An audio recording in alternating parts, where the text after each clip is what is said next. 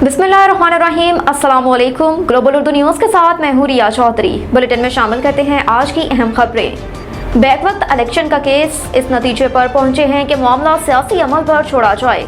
Chief justice Pakistan Umar Ata बुंदयाल की सरबराही में 3 रुकनी bench ने मुल्क भर में एक साथ इंतखाबात कराने के केस की समाअत की, जिस दौरान रिमार्क्स में चीफ जस्टिस पाकिस्तान ने कहा कि हम भी कुछ कहना चाहते हैं। अदालत में अभी मसला आईनी है, सियासी नहीं। अदालत सियासी मामला सियासी जमातों पर छोड़ती है।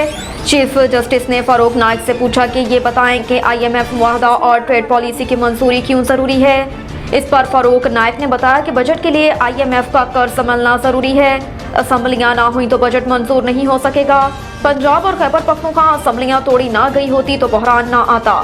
बहरान की वजह से अदालत का वक्त भी ज़ाया हो रहा है। असम्बलियाँ तोड़ने से अदालत पर बोझ भी पड़ रहा है।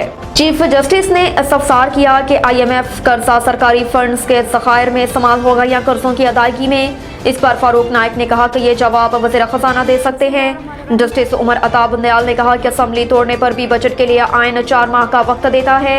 अखबार में पढ़ा कि IMF के पैकेज के बाद दोस्त ममालिक तामन करेंगे। तहरीक इंसाफ ने बजट की अहमियत को तस्लीम किया या रद्द किया है। आइन में इंतखाबात के लिए 90 दिन की हद से कोई इनकार नहीं कर सकता। ये अवामी अहमियत के साथ आइन पर अमलदारी का मामला है। 90 दिन में इंतखाबात कराने पर अदालत फैसला दे चुकी है। कल रात TV पर दोनों फरीकैन का मौक़िफ़ सुना। मुज़ाकरात नाकाम हुए तो अदालत 14 मई के फैसले को लेकर बैठी नहीं रहेगी। आइन के मुताबिक अपने फैसले पर अमल करने के लिए आइन इस्तेमाल कर सकते हैं। अदालत अपना फरीज़ा अंजाम दे रही है।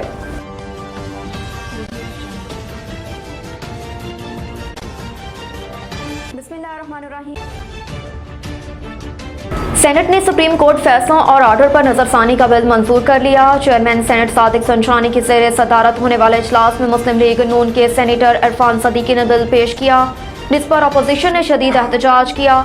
अपोजिशन अरकान ने बिल की कॉपियां फाड़ दी, ऐवान में शदीद एहतजाज किया और चेयरमैन डायस के सामने नारे लगाए गए। अपोजिशन के एहतजाज के दौरान सुप्रीम कोर्ट फैसलों और ऑर्डर पर नजरसानी का बिल सेनेट में मंजूर कर लिया गया। बिल पेश करने की तहरीक के हक में 32 और मुखालफत में 21 वोट आए। वज़ीर आज़म कहते हैं कि मुल्क में एक दिन इलेक्शन होने चाहिए। लंदन में वज़ीर आज़म शहबाज शरीफ ने मुस्लिम लीग नून के कायद और साबिक वज़ीर आज़म मियां नवाज शरीफ से मुलाकात की।